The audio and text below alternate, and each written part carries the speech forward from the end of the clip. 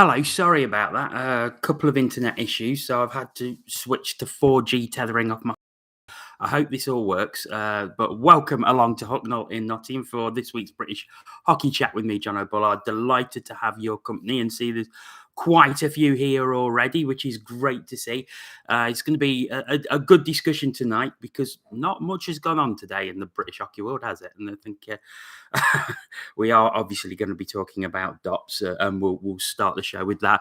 Just as a favour, if I can ask if you can share the link out for the broadcast on Twitter or social media. Let's get as many people as we can to come here and join the discussion. I do have Twitter open, so if you have any sort of late questions, I will monitor them during the broadcast. And of course, you've got the chat box as well, just here on the video, so that you can pop any questions that you like in there. So. Anyway, good evening. I hope you're all very, very well, and I hope you've enjoyed the hockey over the weekend. But obviously, I think it'll be no surprise to any of you that we are going to start with the DOPS decisions that took place earlier today. Interesting to say the least, but let's just quickly go through them. So Kyle Haas of the Dundee Stars, he got a 3-game ban for charging. Keaton Ellerby of the Sheffield Steelers, he got a 2-game ban for checking to the head. A huge outcry from this one because footage of both these incidents was prevalent on social media on Sunday as and after they happened. I think most people, myself included, are shocked that Keaton Ellerby has got away with just a 2-game ban. It was a brutal check on Sam Duggan. Brutal. He could have pulled out of it. He targeted the head. There's no doubt about that from the video. And the DOPS explanation goes on about dangerous play, targeting the head, could have made a different decision, could have pulled out of the check, and yet he still went through with it, and he only gets 2 games. Kyle Haas of the Dundee Stars gets 3 games for charging in the Premier Sports game against the Belfast Giants. Now, he comes tearing out of the penalty box and goes and makes a check. I'm not 100% certain from watching the video. I'd have to watch it really slowed down to see if it's a check to the head. Obviously, it was called charging. It wasn't called a check to the head in the DOPS video. But I think it's clear what his intentions are as he came out of the box. And yes, you can say he was gliding. He was, but the charging rules have changed where if you glide, it still counts as charging. And I've seen a lot of people saying, well, it would have just been a 2-minute penalty back in the day. I agree, but we're not back in the day. The rules have changed. Hockey has changed. And you have to accept that new rules are in play. It's a very, very different game to what it was 10, 20, 30 years ago. And I think most people have to accept that. However, there is an outcry because he got more than Ellerby. Ellerby's hit for me is far worse than the one that Haas did. Far worse. But the punishment was less. Now, it's interesting to note that Kyle Haas got a repeat offender because he was fined for an incident in Manchester on Saturday night with Lyndon Springer. So, therefore, that was where the repeat offender comes in. So, he's been essentially prosecuted for something that happened the previous night as well. So there was that hanging over him. I think there wouldn't been as much outcry for Haas's 3-game suspension had Ellerby maybe got 5 or 6 games. I don't think people would have batted an eyelid as much. However, you look at the Ellerby ban and it's just nowhere near sufficient at all. 2 games for that check, which could have caused a very bad injury to Sam Duggan. It is not enough for me. It's not enough. And there was plenty of Steelers fans on the night who said he was going to get a long ban, and there's been plenty of Steelers fans today who realise that he's got away with it. There's been one or two, one who said spot on, and the others who said that's fair enough. No, it's not. And to those people, I'd say turn the tables around, and that's Mark Louis of the Cardiff Devils on Alex Graham. Would you still be saying 2 games are enough in that circumstance? And I don't think you would. 2 games is a ridiculously lenient suspension for that check, as far as I'm concerned. I mean, what do you think? Say so in the chat box. Let me know. Just tell me what you think. Were the bans fair? Do you think they were excessive? Do you think they were not enough? Let me know. But to move on to some of the questions that I've received around this. His first game back is the Devils. I wonder what will happen. And this is interesting, Michael. You raise a really good point there, and I do want to come on to this. Cast your mind back to 2016, and Tyson Marsh is given a ban for a check to the head on Brad Moran of the Nottingham Panthers. The ban, I think, originally was 5 games. It was reduced to 2 or 3 games on appeal. And Tyson Marsh's first game back is against the Nottingham Panthers at the NIC. And everybody knows what happened there. Cam Jansen and Tyson Marsh square off, and Cam Jansen gets Tyson Marsh with one hell of a punch and pretty much ended his career. That's what can happen. Now we're seeing a very, very similar scenario where you have Keaton Ellerby. His first game back will be at Ice Arena Wales, in a sold-out Ice Arena Wales, and they are going to be betting for revenge. And I'm sure there's players on that Cardiff Devils side who will have his number. And this has been created because DOPS have not given Ellerby a big enough ban. 4 or 5 was deserved. Paul Taylor should have got 4 games. I thought 3 absolute minimum. I think 5 would have probably been sent a better message. But was I surprised? No, I wasn't. I wasn't surprised at the length of the ban. I was disappointed, because the thing is, it's a message it sends out about player safety as well. What message does that send out to potential imports who want to come here if they see that such a check to the head is only punished with a 2-game ban? And the thing is, this does go on in other leagues as well. I think you only have to look at the incident with Sidney Crosby against Washington in the NHL earlier this week, where he picks a player up and practically chucks him headfirst into the boards.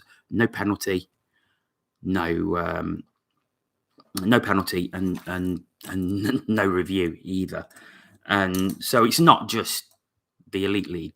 The NHL has these issues as well. Paul Blackcoat. Hi, Paul. I thought I recognised the name and I just couldn't quite place it, but now you've said so. Thank you. I know who you are. I think I may have something from you later. I'm not sure. But to look at some of the comments that I've received throughout the day, and my notifications have gone mad with a couple of things today. So if I missed out any questions, I'm really, really sorry. But I think I've had well over 200 notifications on my Twitter today, so I do apologise if I've missed something out. I think I've got everything, but let me know if I haven't. Peter at It's Science 69 says, is it possible for Michael Hicks to be truly independent when one of the teams involved is owned by the league chairman? Are all the bans in some cases for fairly innocuous challenges good for a short bench leagues? Are DOPS trying to justify their existence with unnecessary bans? I don't think any of the bans today were unnecessary. I think you go back a couple of weeks and the ones that involve Cardiff and Coventry were harsh. And you think Harmonic of Coventry got the same length of ban as what Ellerby did. For me, a far lesser incident. And so you've got to ask yourself about consistency as well. As for Michael Hicks being truly independent, is he part of the panel? I think he is, but I don't know. I really, really don't know. John Simpson, he says, what was more dangerous, Haas charging or Ellerby's check to the head? For me, Ellerby's check to the head, but by a country mile. And Ollie Patching brings out another incident from that Dundee and Belfast game. He says, looking at the Haas hit, should Rain of Belfast not have got a ban for his check? And there was something on social media. He sent me the image. It was a check. Essentially, it was a check to the head on Craig Garrigan. And I think Garrigan took an injury, but there was no penalty on the play at all. Looks a pretty similar explanation to me in the Dops release. So it was a clear check to the head. And yeah, I'm surprised that's not been called. And does that then bring into question of what is looked at by Dops? Because you've got an incident there where Rain checks Garrigan's head. From the footage, there's no doubt about it. But that hasn't even been looked at, and no penalty was called on the play. And because no penalty was called, I think it doesn't get looked at. Are we now at a case where all game videos have to be reviewed? Because I think they should be. And I also think that and I've said it before, I think that the TV replay or the TV review system should be available to referees to look at incidents like that, because this is now a question of player safety. This is a question of cutting out head hits that can cause concussion, that can lead to many problems, as we know, further down the line. This has to be better. This has to be much better. And I think there also has to be some transparency around Dops about how they're coming to these decisions. Because if you look at the Ellerby explanation, the explanation is spot on right up until the point at the end where they say Ellerby is banned for 2 games. And I was just so surprised that after the explanation that was given, it's only a 2-game ban. And I could see Paul and Michael discussing on the chat there about what will happen at Ice Arena Wales. Feel embarrassed as a Steeler, to be honest. You shouldn't feel embarrassed. You shouldn't feel embarrassed because it's not the Steelers who've made this decision. It's Dobbs. Yeah. Andrew Rockley, Ellerby did the same kind of hit on Toussignon. If you watch the highlights, the clip following the Panthers goal. Actually, yes, I did see that. There is Ellerby did catch Toussignon. Whether that was to the head or not, I think you need the camera closer in and slow down. But it is very late after the goal is scored. Angus Wilson, there was a late hit on Toussignon against Manchester on the Piso goal that wasn't called either. Yes, there was. I didn't see that when I was commentating. I've only actually seen that since, because I was concentrating on the Clark Piso goal. But when you watch the footage again, there he is definitely taken out, and it's right in front of the referee as well, who doesn't call anything. But obviously that hasn't been looked at. Otherwise, that would have been revealed as well.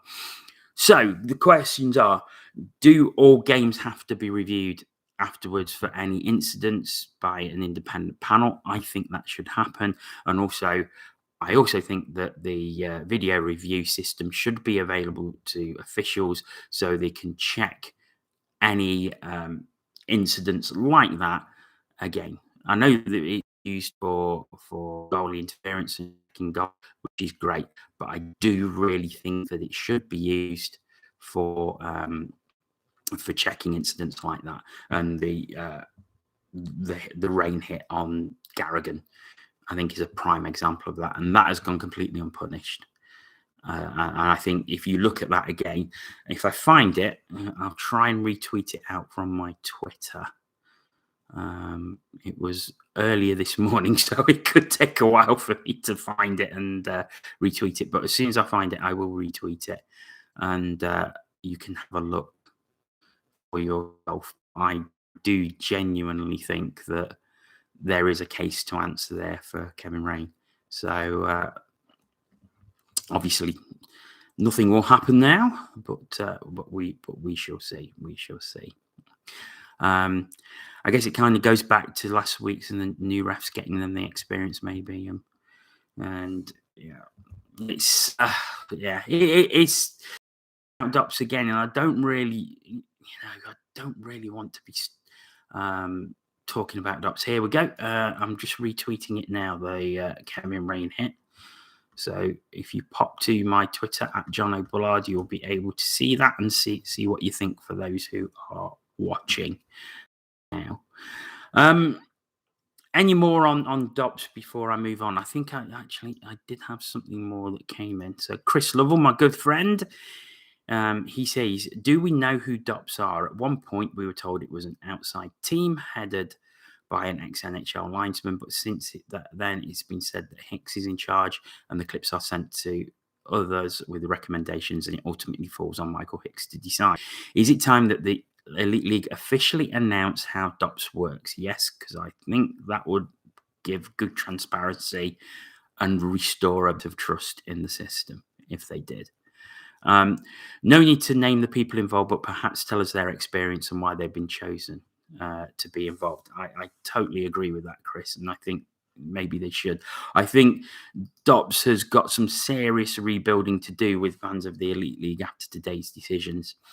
And I think being more transparent and being more open with their communication to the hockey fans would certainly work in their favour. DOPS is like paintball on a stag do, good in theory, but in practice, you're left confused by the decision and someone is probably hurt.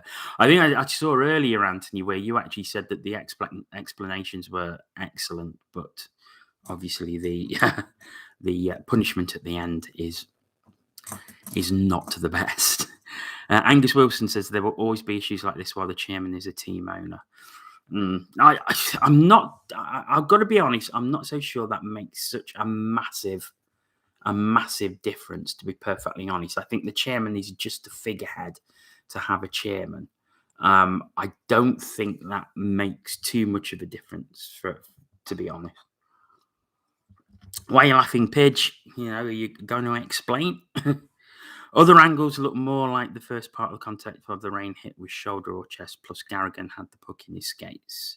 Could argue if he still had possession, but at full speed and he'd only lost the puck. I think that's why no penalty was called. The theory of explaining the rationale is really good. The EIHL is awful explaining stuff, but their logic for a 2-game ban on the Steelers hit is bonkers. Yeah, absolutely it is. Okay, we'll move on to the other questions because I could spend all night talking about this, and we've been going 17 and a half minutes already, and we've not even left DOPS. So we will crack on with some more. And Eric Holland, who I believe is a Steelers fan, say with the Big Four already suffering 5 goal or more losses this term, will there be an opening for one of the other teams to break through? Looking at the table, I think Guildford and Coventry look the most likely. Both had very, very good starts to the season, although Coventry did have a bad defeat on Saturday to 5, but they have looked very good, Coventry, to me. I've seen Guildford once in a very tight game in Nottingham, but they seem to be picking up some really, really good results. So out of anyone who could break through at the minute, I think it's going to be Guildford or Coventry. The big surprise for me actually is Dundee. They've had a really poor start to the season, and after seeing them twice, I can't understand why, because they look a really good side from what I've seen of the Dundee Stars. So I'm really perplexed as to why they've only got 3 points, because I think Pasha's built a really decent squad. I think they are short on bodies, and they're going to be shorter now with the ban. But I'm surprised that they are down at the bottom. I've got to be honest. I thought they would be a breakthrough team this year. I thought they were the team that would be the surprise, but it's certainly not turned out that way so far as they are concerned. John Simpson asks, why should both Flyers and Stars qualify for the Challenge Cup? You should earn a qualification in the Cup, not just turn up and be the second worst team. Just to look at the standings on that, actually, Coventry are the team that have scraped through in 8th place with, I think, 5 7th and Dundee 6th. However, I mean, everyone knows my feelings on the Challenge Cup qualification group system this year. It's a joke and it's a farce. I think this year would have been the perfect opportunity to just have the top 4 go through as semi-finalists. So the top in each group and then the best place second team, and you have semi-finals. To have 8 teams go through out of 9 is ridiculous for me. To have that many games to get rid of one, just terrible. Let's go back to the comments. Michael Brain, Guildford definitely for me, could easily win the league with Dixon in charge. I think the league might be a bit of a stretch for them. But top 4 is certainly a possibility, I think, for them. Maybe even top 3. But I suppose it depends on injuries and how fit they stay. Angus Wilson, they signed someone tonight, didn't they? Yes, Dundee have made a signing. He's someone who hasn't played for a while, but was last in college. I'll see if I can find the tweet. Cody Driver. Thank you, Andrew. Yes, that's the guy. Cody Driver, so Dundee adding to their ranks tonight. Anthony Russell, it never ceases to amaze me how Dixon is lauded as some sort of tactical genius in the EIHL when all the foibles of his coaching in the EPL are still there. And he's doing the business here. He really is. Who will be the playoff finalists, in my opinion? Too early to tell. Ask me that question again after Christmas. Because it'd just be a complete and utter guess. After Christmas, it'll be a complete and utter guess, but it'll be more educated having seen all the teams. Dark quarters and this daft 19-man roster. Yeah, the 19-man roster is really starting to have an effect now with injuries.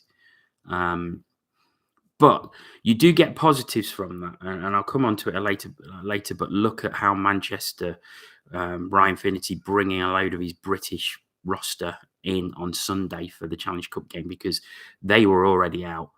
But he gave his British players a chance and called up a couple as well, and they repaid him in absolute spades. But I'll come on to that a little later. Matthew Bostock, he says, my thoughts on Kevin Carr. For me, he's making too many mistakes and costing us. I look back, actually, when you sent that message, Matthew, and I know you've asked me questions about Kevin Carr before, so I'm guessing you're not a fan, which is fair enough. We all have our opinions, but I was looking at the Netminder stats earlier today. I like Kevin Carr. I think he's a good netminder. And he's currently at 91.36% save percentage in the Elite League. But that's only 7th ranked in netminders.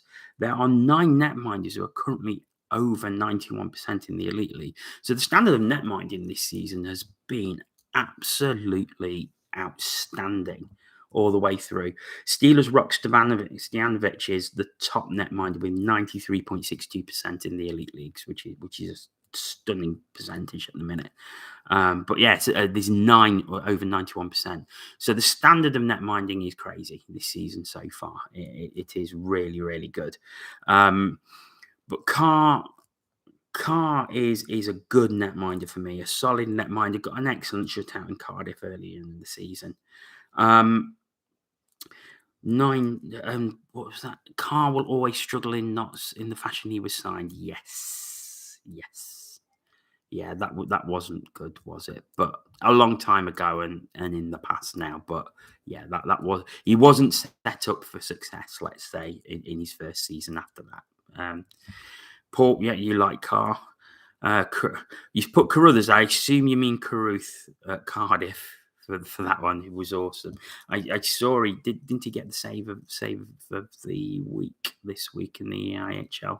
I think in the video I saw, or 2 saves anyway at the top there, which is very, very good.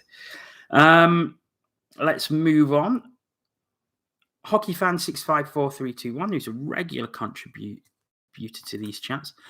Am I concerned that Panthers lost both Challenge Cup games last weekend? The games were meaningless in terms of qualification, but losing can quickly become a habit. Won't be good for the team's confidence, especially losing to Manchester. To be fair, Manchester were very good.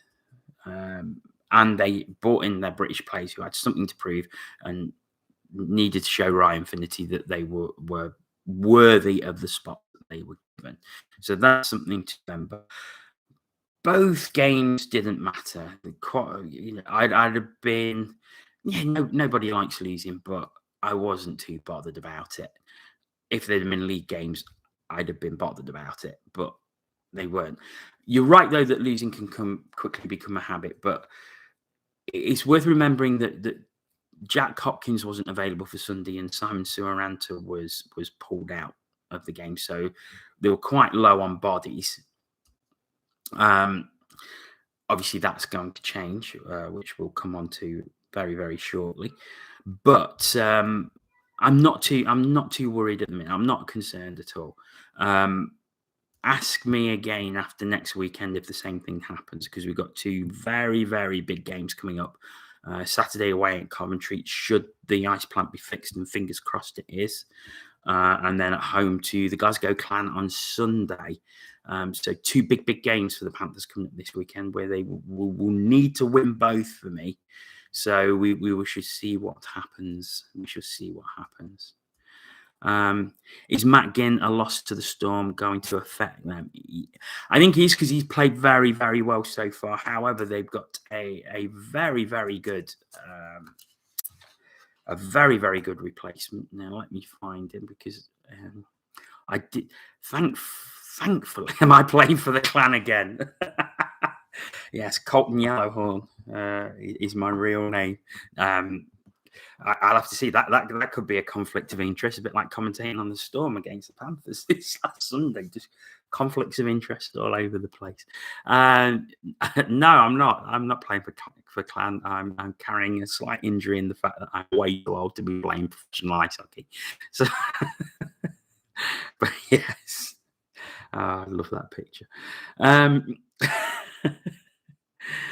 Kevin Jones asked, should the Elite League adopt an international break? And this is a discussion that's been going on all day on social media with David Sims and Chris Ellis, and other people have been going in and out. I've had my say on it a bit.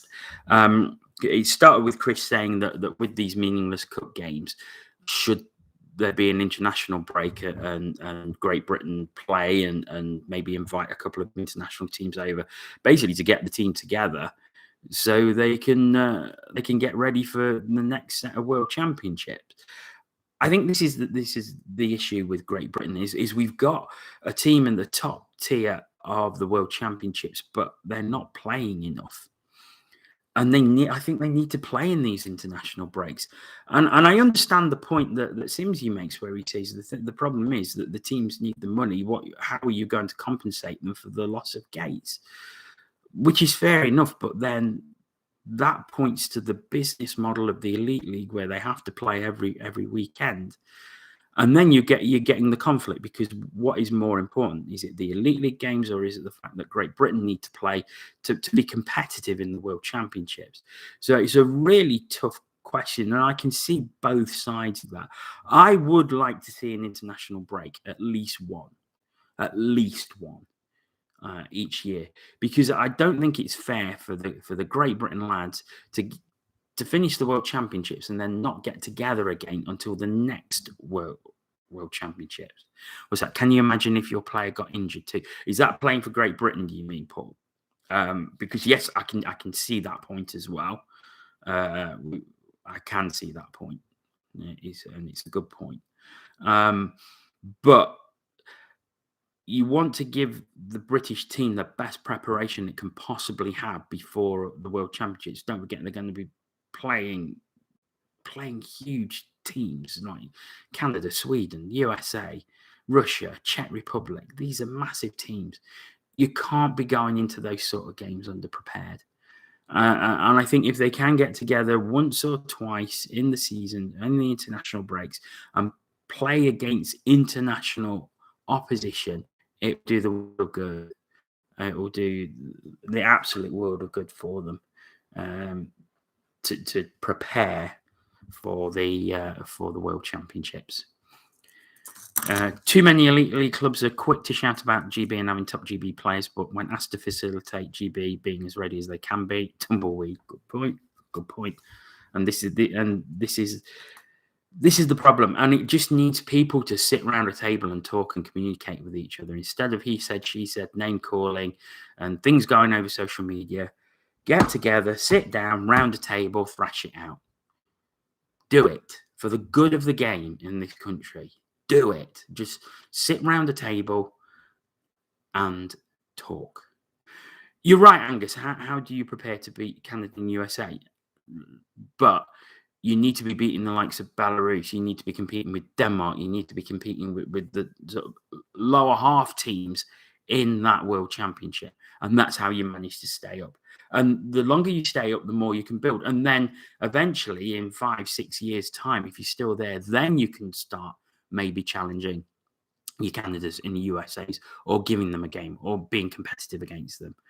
But you can't do that until you sort of have to stay in there consistently for a few seasons. Elite League isn't a development league, throws phone at the wall.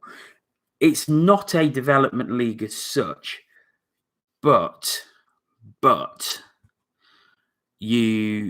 there are more and more British players coming through, and Manchester proved that on Sunday.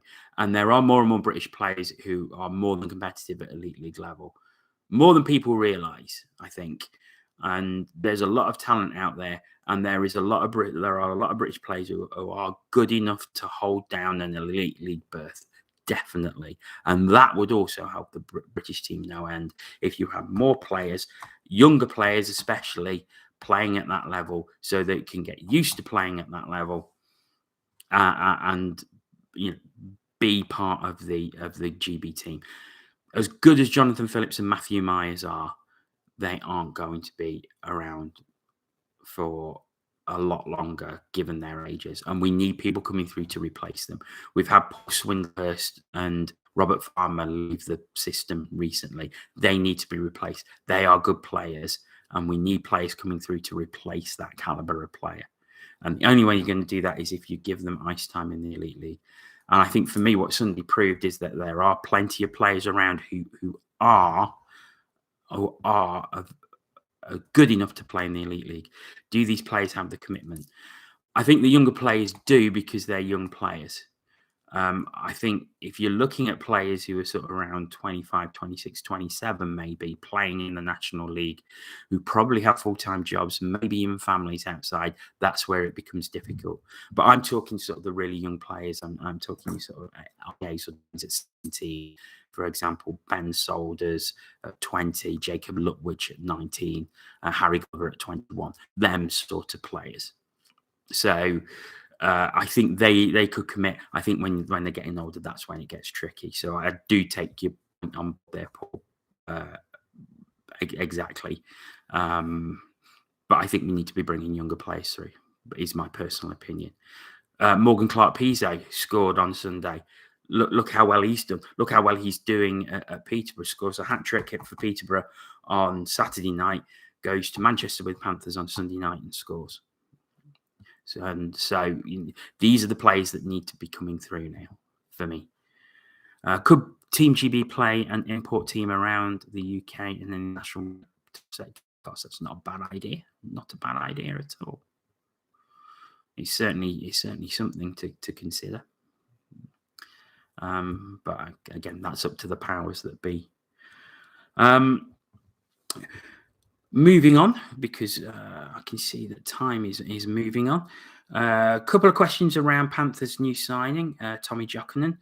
Andrew Rockley and Jack Walker ask questions. So Andrew Rockley says, do you think the signing of Jokinen will be the last? Surely Panthers must be looking for a top-class scorer, as there's 2 or 3 forwards they are hoping to hit the back of the net, not scoring enough goals. And Walker says, what do you think of the new guy Jokinen will bring to the table, both short-term and potentially long-term, hoping to see him on the same line as Simon Suaranta? To take Jack points first, yes, me too. I think being the guy with that amount of experience, very, very similar to Simon Suaranta, I wouldn't be surprised to see them playing on the same line. I've seen Simon Suaranta get a lot of criticism from Panthers fans. I don't subscribe to that opinion, to be perfectly honest.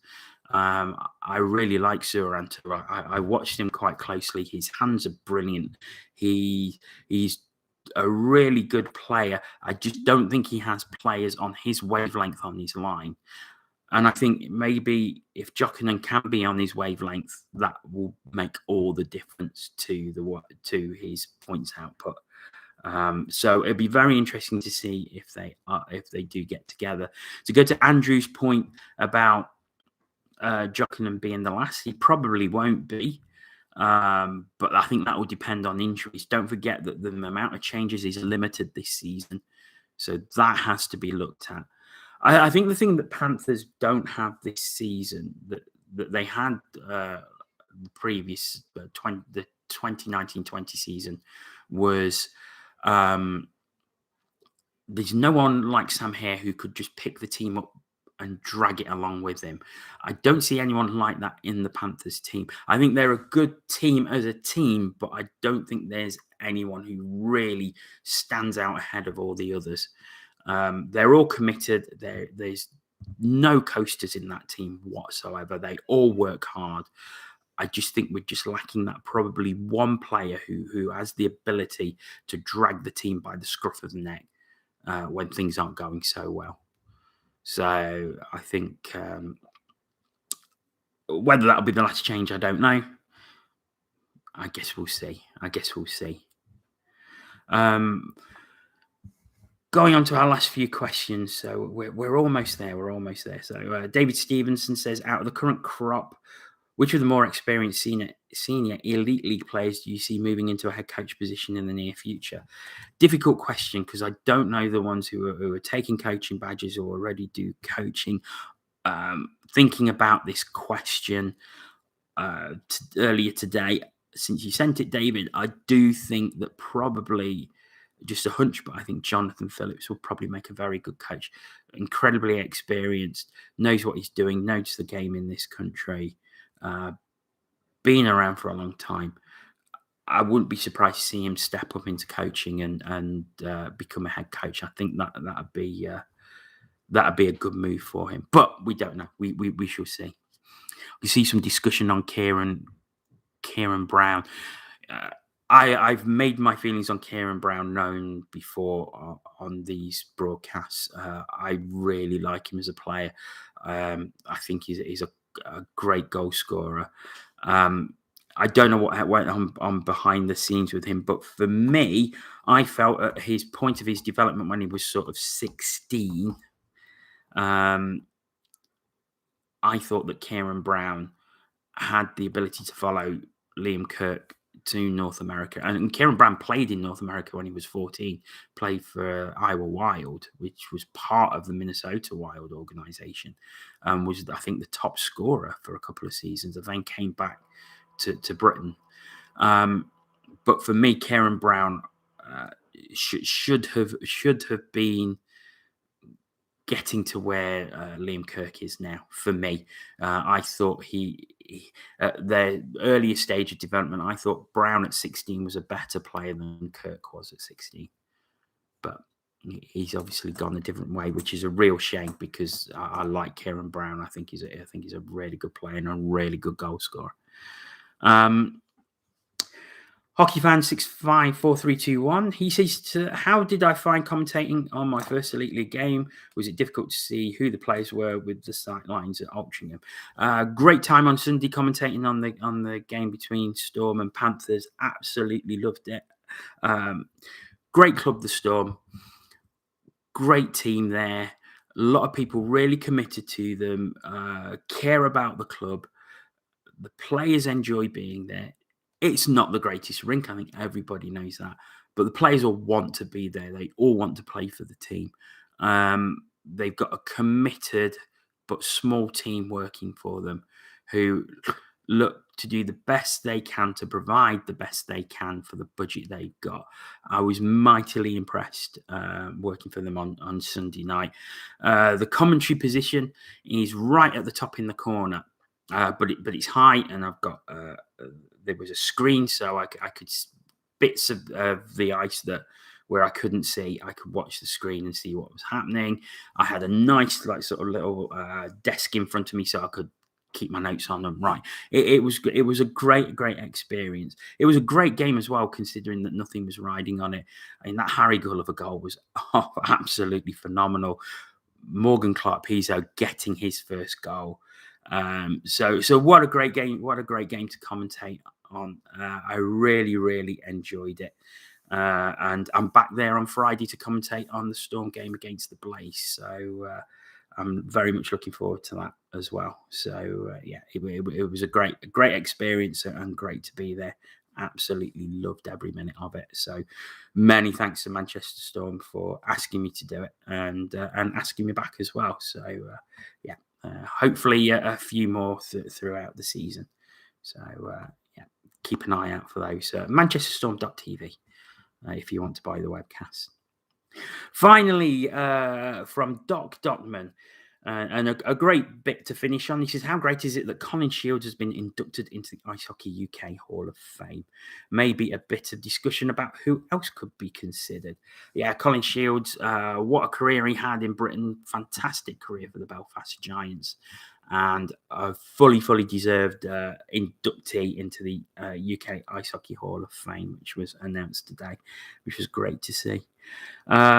Others, I think we have to wait for a few to probably retire, but I can see Matthew Myers ending up in there. I mean, I hate the word, but I think he's the winningest British player in the Elite League. He's won more trophies than any other British player. Jonathan Phillips, I think, is a shoo-in when he retires. Jason Hewitt, probably. I mean, he's still absolutely tearing it up in the National League. I think they will be the next ones to go through. But many congratulations to Colin Shields for being inducted into the UK Hockey Hall of Fame. If you go to the Ice Hockey UK website, you can see the whole induction list from history. So everybody who's in the British Hockey Hall of Fame, and they've all got a Clark's already in there, Angus. David Clark's already in there. He was inducted in 2019. So they all have write-ups about them as well. So do head along to the Ice Hockey UK website to have a look at that.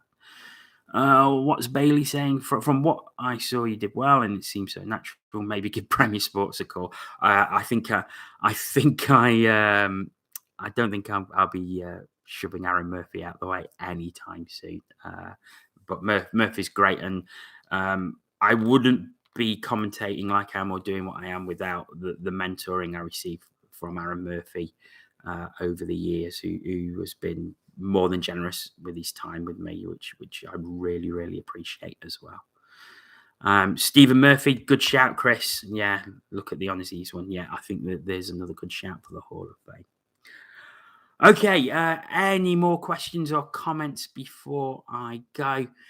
Just a reminder, Storm against Blaze on Friday at the Storm Shelter. I'm commentating on that one, so ManchesterStorm.tv if you fancy tuning in for that one. And then, obviously, the games all at the weekend. I'll give it another 20 seconds or so, but nothing seems to be coming up. Great discussion tonight, and thank you for everyone who's been commenting. It really does add to the discussion, so I'm not just talking to myself. Thanks to everyone who sent questions in. I knew it was going to be a busy one tonight after everything that's happened today.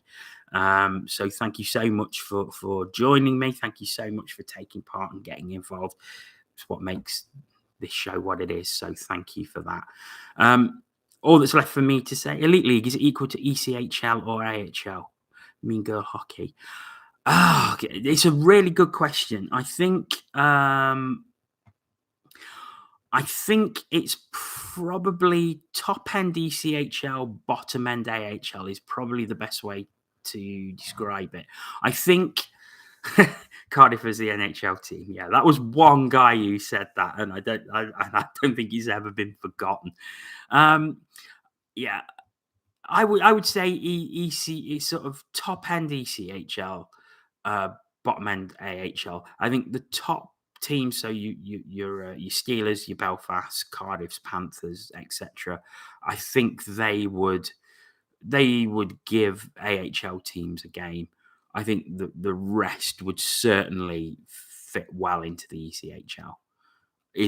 I think that's the fairest way of saying it, Mingo, to be honest. Steve Thomas, but yes, he was born in Brighton. Former Leaf. Quite a few players. Byron Defoe was also born in the UK. Byron Defoe was born in Brighton. Steve Thomas was born in Stockport. That's right. Got that the wrong way around. And Sheffield are an AHL team, apparently. Yes. Who was it on the roster who said that? That might have been Ellerby who said that. Thinking about it. Anyway, I haven't 45 minutes. I've been going on far too long. Thank you once again for joining me. Wherever you're watching your hockey this weekend, do enjoy it. And I will speak to you again next week, all being well. But thanks for coming along. And I will speak to you again soon. Take care. Bye-bye.